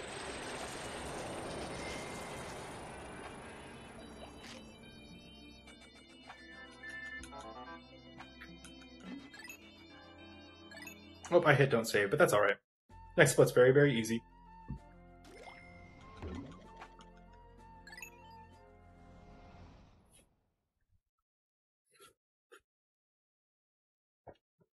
First time we visited this area, so unskippable cutscene. But as soon as we get out, we're going to withdraw all of our whites and purples, and then all of our blues. Okay? So we just need to move back just a teeny bit so we're next to the ship. Select whites, all whites. Select purples, all purples. And it's okay if you have some leaf purples here. They're going to enter with the cave. They're going to enter the cave with us anyway, and they're going to take out blues. All right, whistle. So that all your guys are with you. We've got 95. And in this, I'm just going to recommend to do it quickly. It's going to seem a little scary that this Wollywog right here is going to hit some of your Pikmin, but you can really just move as quickly as possible. Even if you have leaf purples with you, they're going to enter the cave and they're not going to get squished, all right? So what I like to do is I like to go down to low camera, just kind of line up my angle here, and then I just enter the cave as quickly as possible. Okay? So no Pikmin lost. All good. All right, we're going to go ahead and enter. Now, this first floor here, I'm going to be skipping in this run. But if you needed backup Pokos, if you're low on enemy bodies, bug bodies, then this is a good floor to get it. There's a single treasure on this floor. It's a tomato, and it's worth 40 Pokos. All right, so this is your #1 backup if you were low on collecting bug bodies. All right, well, we're going to go ahead and skip this floor. All right, so this next floor, I think, is one of the first ones where we can actually use the number of gates to help give us information. So Pikmin floors that have gates always have a set number of gates, and this floor always has one gate. So what I like to do is on the come down, I try to notice if it's off this first room here. So if it's, here, or here, or here, or here. And if it is, then I know it's not in the second room. I didn't see it on the come down, so I actually know it's in the second room. All right, and the reason that's important is that that gate is going to be the main thing keeping us from doing this floor quickly. All right, so the gate is going to be our main focus window over there. All right, there are 2 yellow Wollywogs here. One of them has a treasure, one of them does not. You can use the treasure gauge to tell. With how close I am and the fact that it's not going off very much, we know that it is not this one. All right, but you are going to want to try to lure these guys, especially away from fire geysers. So you're going to see me. I'll have them do a couple jumps here, and then just spam throw purples. Good bug body to collect. I went ahead and I took the time to kill him, so I'm going to go ahead and collect the bug body. Really easy, just toss 1 purple. Go ahead and take out this fire geyser. Alright, so we see the other Wollywog. Gonna lure him. Then I'm just gonna go ahead and kill him. Alright, and so we have 2 things to point out here. One is this gate. We now see that the gate is not in front of a treasure and it's in front of the exit.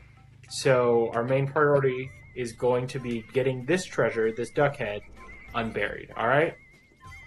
So we're going to do that. And then get a handful of whites on here so they can start digging it up. Alright? Somewhere between, 15 and 20. Okay? While that's happening, you're going to spam throw purples if you need to. Do that, whatever you need to get the other treasures. Remember, Dweevils are going to try to pick them up, so just be wary of that. However, if you get all whites on a treasure, most of the time it'll be moving quickly enough that Dweevils won't get it, okay? I also recommend, I didn't kill this fire geyser, but I recommend killing any fire geysers that you think might end up in the way. Just because they can be really, really difficult to deal with after the fact. Alright, so I will kill this fire geyser as soon as I can. Alright, so we see this cutscene is going to interrupt this fire geyser timing, so I'm probably going to have to whistle all of my Pikmin. Totally fine. It's totally fine as long as it's not electricity. So yeah, we did end up with all of our Pikmin getting fire, but I'm just going to do that. Got it killed, great. Put whites on our last treasure, and then get our Pikmin on the gate. Okay? Now, if the gate is in that first room, great. You're not going to have to deal with it. It's not going to be in front of a treasure most of the time. So that's great. But if it is in the second room, check to see if there's a treasure behind it. If there's a treasure behind it, try to get as many Pikmin on that gate as possible. If not, if it's just the exit behind it, you can take a little more time to get Pikmin on that gate. All right? This next floor always has 2 gates. So if you see 2 gates, you know there are no other gates on the sublevel. Okay, so try to keep that in mind. There are 2 treasures on this sublevel as well, one of which is buried. All right. So I'm going to kill these guys while I am over here, just because they will likely electrocute my Pikmin. He grabbed one, so I'm going to go ahead and get a purple on him. Alright, something important I want to point out here. So you see there are three beetles in a row here. Alright?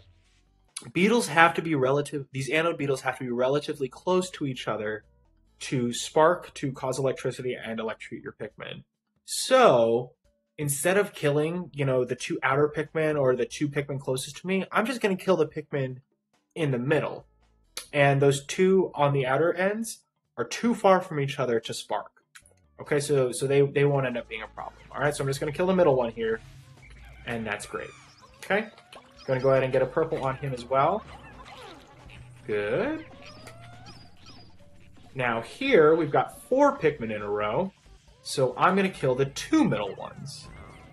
Alright, and then these 2 guys should be too far away from each other. Okay? We see there's one gate there in front of an egg, and we see there's another gate there in front of the exit, so we know there are no more gates. Okay. Now these antelope beetles can move a little bit, so sometimes that strategy won't work, especially if they move. So just keep an eye on that. Most of the time, this buried treasure is going to be an alcove like this. If you see a gate in front of what appears to be an empty alcove, it is not an empty alcove. The treasure is there. All right. So obviously, it takes whites to dig up the treasure, so we're going to get a few whites on that. Go ahead and get this moving, and then put a few Pikmin on the gate as well. All right. Purples do the most damage, and gates are obviously just damage. Gates go down just based on their damage calculation. So keep that in mind when deciding what type of Pikmin to put on gates. Obviously, purples are going to generally be the best, followed by reds, then blues, yellows, whites. Sorry, I don't know what I'm talking about. What's a yellow Pikmin?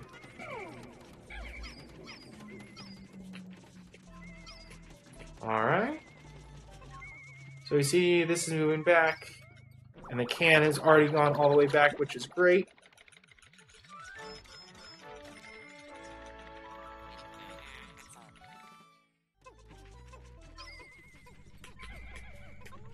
Gonna try to fix up that carry a little bit. Then just switch back and make sure I'm ready at the exit by the time that second treasure goes in. Sometimes it won't be this cut and dry, the direction that the treasures are in. When you'll oftentimes have this kind of 3-room scenario, but instead you'll spawn in the middle room. A lot of the times if you spawn in the middle room, you'll have one treasure in each direction. Try to remember that if you do spawn in that middle room, okay? Just use the treasure gauge to find that buried treasure. All right? Going to go ahead and move on to the next floor.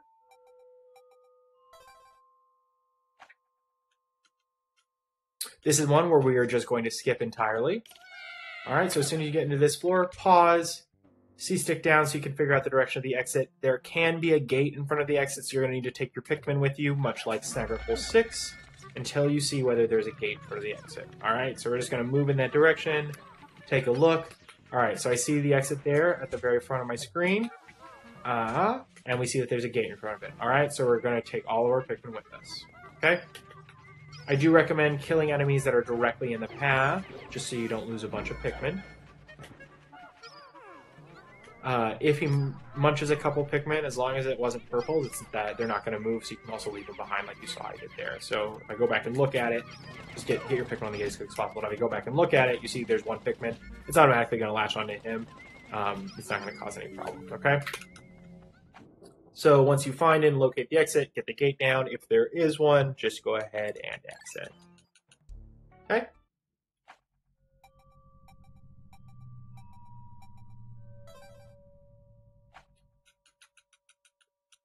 This sublevel has 2 treasures, including a boss. So you're going to press L. Boss sublevels are always the same layout, so you're always going to be facing the same direction, which is this one, which is good. You're going to press L, whistle all your Pikmin, grab a white. If you move forward quickly, the whites are going to be the closest to you. So most of the time you'll grab a white. Okay? As you move over here, figure out there's going to be a treasure buried on one of these 3 ledges. So this one's really easy to tell because you're walking right by it. If it's going off, if the gauge is at max here, then there's a treasure right there. But I recommend checking this one and this one next. Okay? So we're going to throw about 12 Pikmin up there. It's okay if you overthrow or underthrow. We're going to walk over here, dismiss all of our Pikmin, and then just bring purples with us. Okay? Sorry. Alright, and then the Beady Longlegs is going to spawn a little bit to the left of the center of the spider web here. Alright? So he's going to drop down. He is going to lower his little bulb down once, and then he'll do it a second time. On the second time, you're going to throw 2 Pikmin on him, and then while he's going through his, it's actually on the first time, you're going to throw 2 Pikmin on him, and then while he's going through his animation, you're going to aim for his feet with the rest of your purples, okay?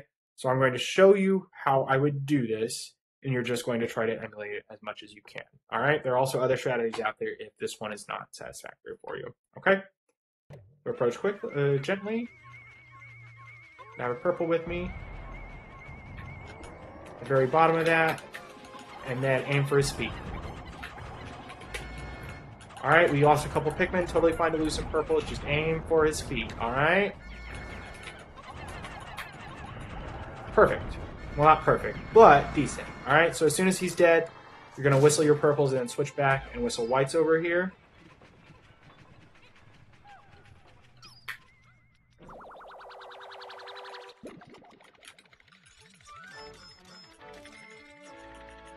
And then, I do want to show you, you're going to stand right next to the key, and you'll C-stick into the key so that 3 whites grab it. Alright? And then, if you happen to have a bunch of leaf Pikmin, it'll make the next split a little difficult, so we've got a bunch of leaf purples here, so I'm actually going to nectar these guys. And the way to do this is there's going to be a Beetle. It's either going to spawn here, where I just threw that purple Pikmin,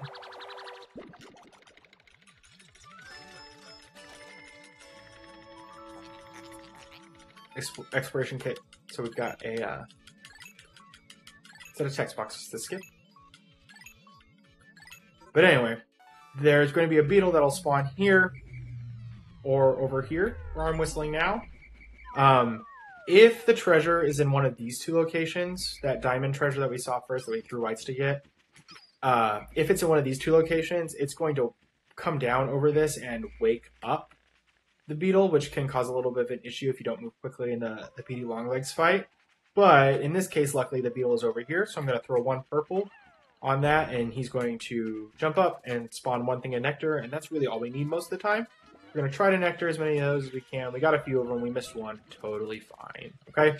Really just need about maybe 20 purples for the next cave. Alright, but you can do it with like 15 if you need to. Alright?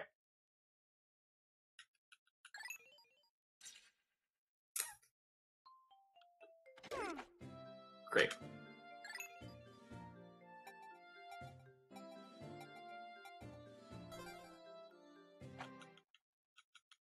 Alright, this is actually one of the only times post-cave where you will not get a treasure complete cutscene, so be ready to press L and whistle all of your Pikmin immediately. You're going to whistle, whistle, whistle, and then run until your captain is about even with this ledge, and then dismiss. Now you're going to whistle just your blue Pikmin, and we are going to get a treasure called Aquatic Mine from the Ranging Bloister. Alright, this is maybe a little difficult, but not super difficult with practice, okay? So you're going to bring your blues over here. We're going to run, and we're going to be aiming right on his tail, okay? So most of the time, you want to be standing right up under his tail like I am now. Alright, so you can't even see my captain. That's pretty much perfect, okay? And then when you're in this position, you're going to throw as many blues as you can. Try to throw at least like 15, and then we're going to back away. Alright, the reason we're going to back away is eventually this Bloister is going to shake. And when he shakes, if our captain is near him, he's going to shake our captain and make our captain trip. And that wastes quite a bit of time. Alright, and so you should be able to 2-cycle him. And I'm going to try to show you how to do that now. Alright, going to walk up, stand kind of under him. Spam throw blues until we get a few of them thrown. He's going to shake, whistle our guys, and then just do the same thing again. Alright? And the second time, because he's going to die, you don't really need to run away. Okay? As soon as he is dead, you're going to see the treasure come out of him, and you're going to throw 6 blues right next to the treasure. Alright? You want to make sure you get 6 on it. Alright? Very, very important that you get 6 on it. Okay? So we got 6 on it, and now while that's going in, we're going to come back over here, whistle our Pikmin. We're going to grab a single purple, and we're going to go over toward Glutton's Kitchen, okay? Now, it's going to feel a little scary, but as long as you stay over to the right there, that Wallywagga is not going to bother you. If it smashes some of your leaf Pikmin, not a big deal. You don't need a full party of Pikmin for this next cave, okay? So, I'm going to recommend that we do this slowly. So you're going to walk over here. You're going to throw 1 purple on here. Grab your purples and then switch to whites. Throw 1 white up here and then C-stick back so that you see the little counter on the scale there? That counter needs to go under 10 because you've got 1 purple on the other one. And if that counter goes under 10, then it's going to be raised up and your captains are both going to be up here. Okay? So that's the way I recommend doing that. As soon as both your captains are up here, up on the raised ledge, you can go ahead and dismiss. Make sure you brought Louie with you. Sometimes that might not happen. We're going to go ahead and dismiss. We're going to whistle our one white guy. You're going to come over here. You're going to throw it once, and then what I'll recommend doing is walking up in this corner, facing as forward as you can, and then you're going to knapsack once, and it's going to get you stuck. Okay? As soon as you're stuck, you can cancel a knapsack and then knapsack again, and you should be able to get up. Alright, so that failed again, but should be able to this time. So, you should be able to do this knapsack within a few tries every time, okay? Because being stuck puts you in a really good position to just knapsack again. Alright, so I like to run up into this corner. I'm going to get stuck. I'll try again. I'm going to get stuck again. Just going to keep trying. And eventually, you'll be able to get up there. Alright? The timing for that is I base it off of the sound of the Pikmin picking up the captain. It's just a tick after that, so try to listen for that sound effect. And you should be good on figuring out that timing, okay? Once you're up on this little ledge here, you're going to switch back, and you're going to use this captain to whistle everyone. And we're going to walk back over here, whistle our captain, then immediately switch, and walk up to Glutton's Kitchen, and we'll enter Glutton's Kitchen. Okay? Now, as long as you have like 75 or 80 Pikmin for this cave, you're going to be fine. You need maybe 20, 25 whites, and then 15 purples, and a few blues. Alright?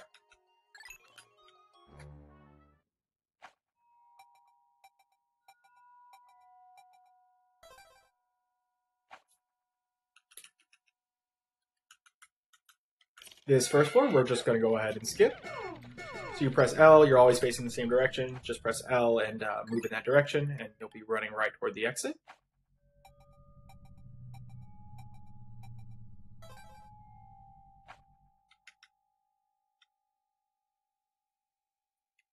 Also, one other thing I want to mention, some quick math that you should be doing that I should have mentioned before we entered this cave. So at this point in the run, when you enter this cave, you need 8,865 Pokos to not have to collect any bug bodies and just collect the treasures that I am showing you collect in this cave. Alright? So basically, if you have 8,865 in Pokos when you enter this cave, and if you collect all the treasures that I'm showing in this cave, you'll be good to go. You don't need to collect any bug bodies. So in this case, we're at 8830, so I need 35 in bug bodies in this cave. Alright? We're pretty much guaranteed 10 with the giant bread bug corpse on 6, so that means 25 extra, okay? When you enter this cave, that's something you're definitely going to want to be thinking about. How many bug bodies do I need? Alright? So this floor here, there is one treasure that we're going to go for, and it can be kind of a pain. Alright, so it's that bottle cap over there in the corner. Alright, so it's actually a really good opportunity for me to... never mind, actually. Alright. What I'm going to show first is the locations that this treasure can be, because there are only 6 of them, okay? I'm going to show you the locations in the order that you should be checking them, alright? Also keep in mind, there is a bread bug on this floor, and he can be a pain in the butt like he is here. He's grabbing the treasure he needs, so we will have to kill him, alright? But I'm going to show you the 6 locations that the treasure can be in, and this is the order you should be checking in, okay? So location number 1 is here, where it was in this case. Alright, so that's kind of the first place you check, and you should be able to do that either on the come down or just with a quick swivel. Alright. Location number 2 is here, where I'm whistling. Again, as you're running through this direction, you should be able to see it. 3 is up on this pedestal. That's actually the best location. 4 is on top of this house right here. 5 is up here where this treasure is now, and then 6, so if you don't see it at any of those locations, you know it is back here where I'm whistling, and that's location number 6, okay? So normally when you enter this floor, you're going to, you'll come down, whistle all your Pikmin, do a quick swivel, 1, 2, 3, 4, 5. Alright, so it should be one really, really quick set of motions to get that done. Okay? Now, Breadbug grabbed the treasure, so I'm not going to worry about grabbing it right now. But I am going to show... I'll reset the floor to actually do it. But I do want to show a trick called moke throws, or some glitched purple throws that we can use to get high up treasures. Alright, so ordinarily you would need yellows to get treasures up here. But we can actually use our purple Pikmin to get things up here. Alright, so you're going to walk over here. If it is up here, it's actually not a high location. You can just walk up this train track right here and throw whites directly on it. But this location we actually cannot reach. Alright, so you're going to come over here, just miss your Pikmin. You're going to want to kill probably any enemies that are right here because they're going to get in your way. You're going to kind of line yourself up with the corner of this blue spot. And then we're going to angle ourselves toward the corner of this yellow thing. So you see how my cursor is kind of laying right on this middle corner here. See how it's kind of right on that there. So once you get that done, you're going to walk up and you're going to try to line up perfectly. And then you're going to spam throw 2 or 3 purples and try and get one up there. Okay? Just go slowly. It's going to take lots of practice. It is a pretty tough throw. We're just going to try and throw 2 or 3. Alright? If you miss, totally fine. Just keep trying. You should have plenty of purples to keep trying this trick. Red bugs can't grab it, and you've already killed all enemies that are going to be in your way. Okay? So practice that a few times, and you should be able to get it. Alright? I'm going to go ahead and reset this floor once.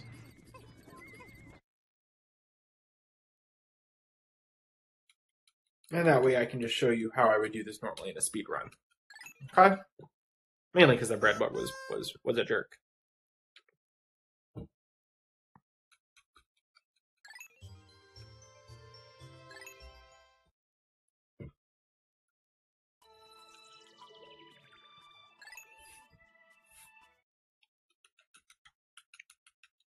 Alright, remember the order we're checking our possible spawn points in.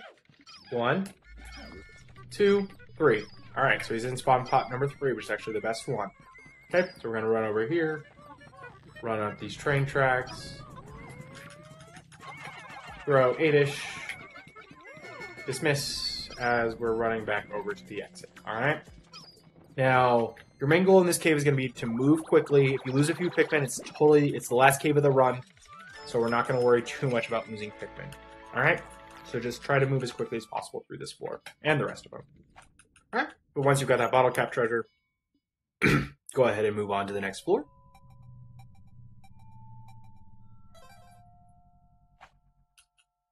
Alright, this layout can be, this sublevel can be a little difficult because it's pretty hard to read most of the time, okay? But basically, you're going to want to be heading in the direction that is furthest away from you because that's most likely where the treasures are going to be spawned, alright? If you have 2 rooms off your spawn room, so let's say we had a room kind of off in this direction in addition to this room, head toward the xylophone room. It's almost always going to be in there instead, okay? But in this case, we are still going to head toward the xylophone room. Kill beetles on the way as you need to. There are bread bugs on this floor. You will experience a scenario where he's going to grab a treasure and ruin your day. But that's okay. Okay? One thing I do want to point out, the treasure will never, ever move in this direction. I think it's a little obvious that you see that it can't fit. But no treasures will ever come through this direction. Also, bread bugs will not grab the compass on this floor. They will not grab any treasure that has a weight higher than 20. Alright? So you see here, I only killed the middle beetle again. Important, we just kill what we need to. Alright, gonna come over here and kill the electric. Okay. So he's far enough away, he's probably not going to bother anyone. Your goal most of the time is going to be to get this thing moving first. Now this blowhog can get in the way. You can cause him to drop by just throwing a single purple on him. Alright? Really helpful, so you're going to see me do this a couple times. Just throw 1 purple on him, and he's going to fall. Alright, if you need to kill him, just spam throw purples after he's fallen once. Okay? But as soon as you get the clacker moving, you're going to get the the compass moving.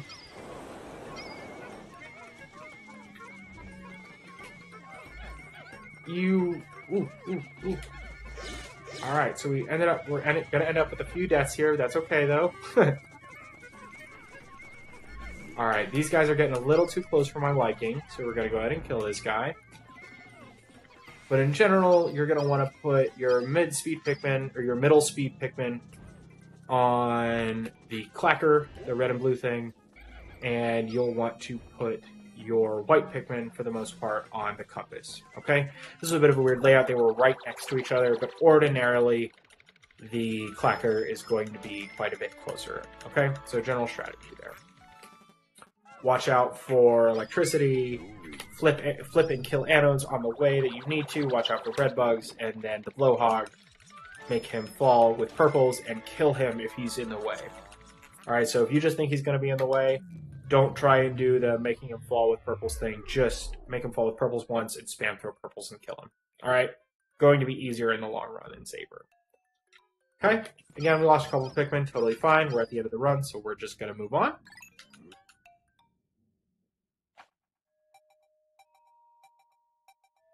This next floor has 3 treasures, which might make it sound a little complicated, but it's actually pretty easy. Alright, so 3 treasures, one of which is in an enemy, which is a bull bear, so it's gonna be coming toward you, pretty likely. Anyway, figure out where the second room is, kill enemies on the way. Alright, and we got high up Invigorator, so sometimes treasures can spawn on top of this thing here.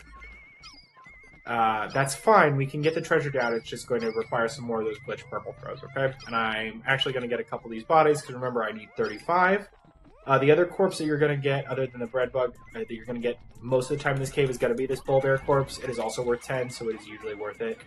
But just wait for him to approach you, spam throw purples, and you should be good to go, okay? Bread bugs can get both of these things, so just keep that in mind. Very important.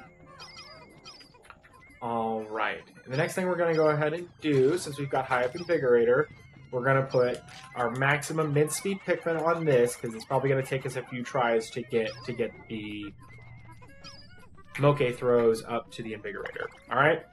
Highly recommend killing enemies that are in the way, and just getting them out of the way. You're going to want a decent number of purples with you to do this, alright?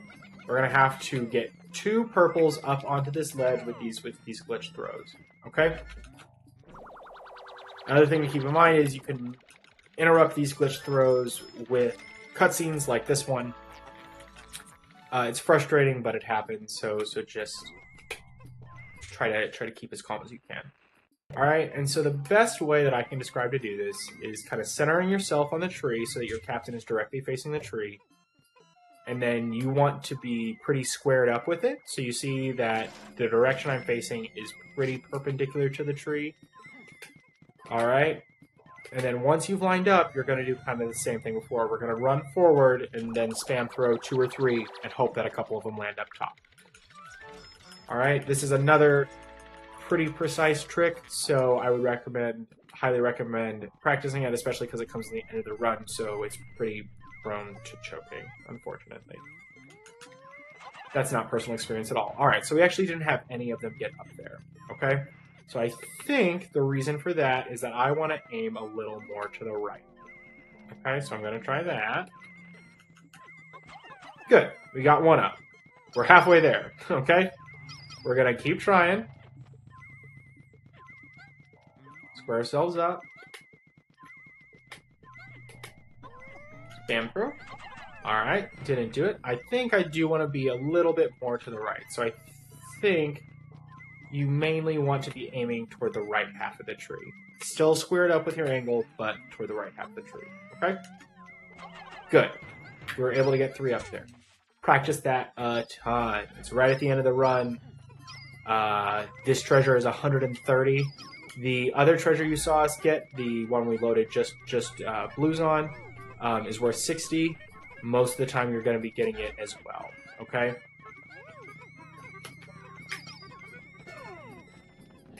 Anyway, get that down, get it moving in. Sometimes a treasure will not be high here. About 45% of the time there won't be a high treasure. That's good. Those floors are pretty easy. Kill the bull bear, get the mug moving first, the Invigorator mug moving first, because it is the heavier treasure, and therefore it's going to take longer to get in, and then get the candy moving in. Okay?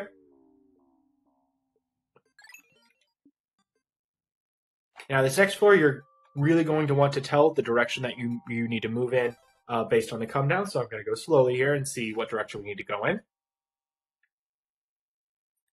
Alright, I have a good idea. So I'm going to be going in this direction that I'm facing now, which is good.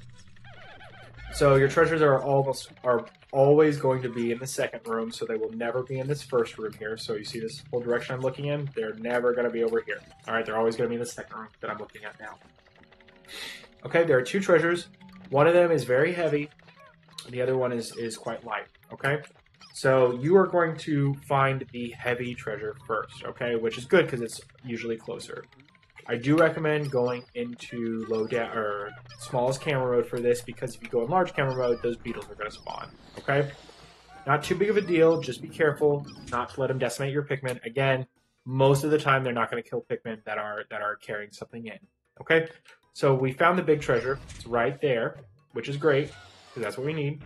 I'm actually going to move over here a little bit so the beetle stops bothering us.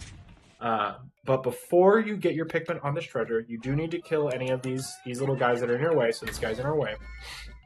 If we had encountered any on our way over to this room as well, we'd kill those guys too. Alright? But what you're going to want to do before you start carrying this treasure is you're going to want to throw about 15 whites aside. If you overthrow or underthrow, that's totally fine. Not a big deal. But we are going to be using those whites to carry our to carry the smaller treasure that I was talking about before. Okay, so once you throw your 15 whites aside, grab a white so that's mainly what grabs this. You can kind of load them up and dismiss. You saw here we get Mai Tights.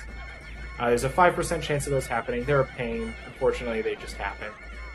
Alright, so if it happens, just keep an eye. You can whistle like I did there. You can also throw one purple, and that'll kill all of them. It just might take a little extra time. Okay? But anyway, we got all those guys on there. I'm actually going to leave these guys in this corner here. Just be careful if you do that, because that beetle might still be active and might throw in that direction, okay? Once you got those on there, then you just try to get your 15 whites on the second treasure. Okay? We got lucky, no Mai Tights that time. Great. But yeah, your general strategy on that floor is going to be find the larger treasure, throw 15 whites aside, load up the large treasure with your remaining whites, and then put your 15 whites, your 15 whites that you threw aside on the smaller treasure. Okay? You just have to wait a little bit for that to go in. I don't think you need to kill the beetles at all most of the time. Most of the time you can just ignore them. Just be careful, because sometimes they will snipe you from across the room. Okay?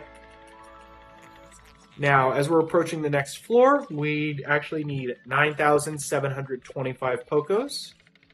That's because there are 275 Pokos worth of enemy corpses on the floor.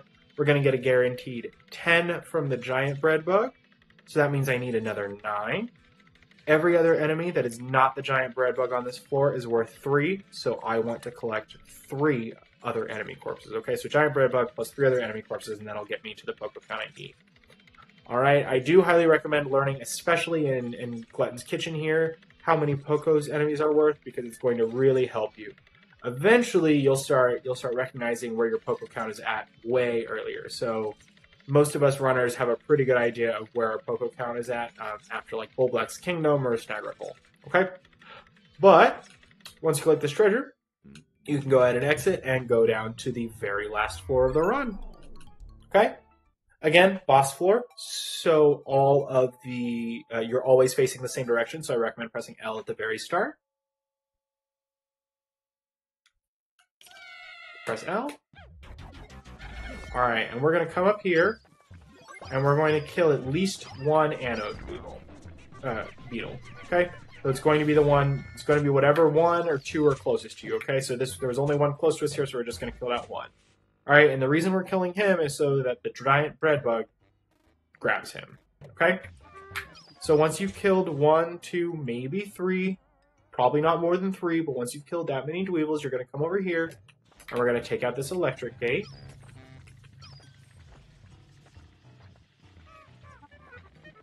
Great. Now, I like to wait for this to move just past this electric gate, and then throw 3 purples on it. And then we're going to do the same thing with this second treasure.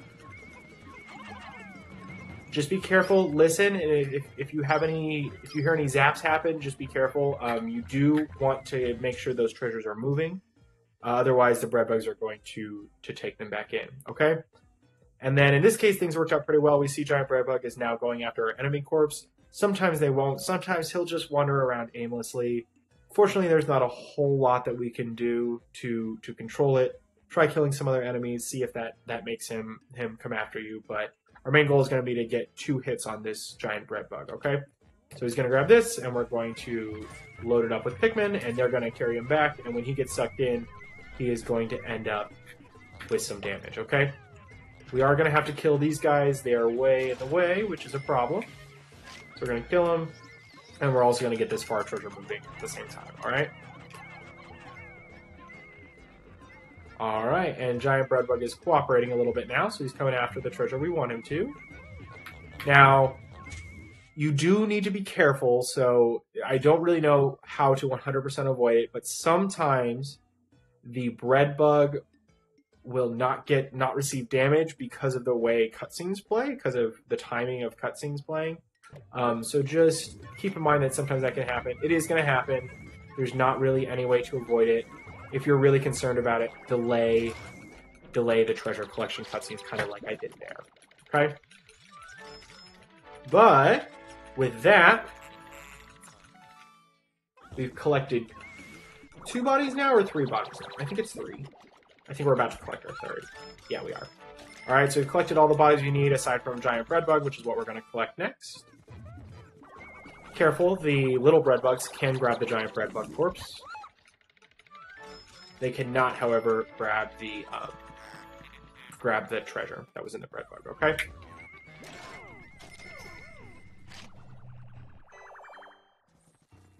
Alright. This exploration kit treasure is going to be our last treasure of this run. And you see that we've gotten to exactly 10,000 Pokos. Alright, so I think that's about 265 in bug bodies with the treasure route that we took.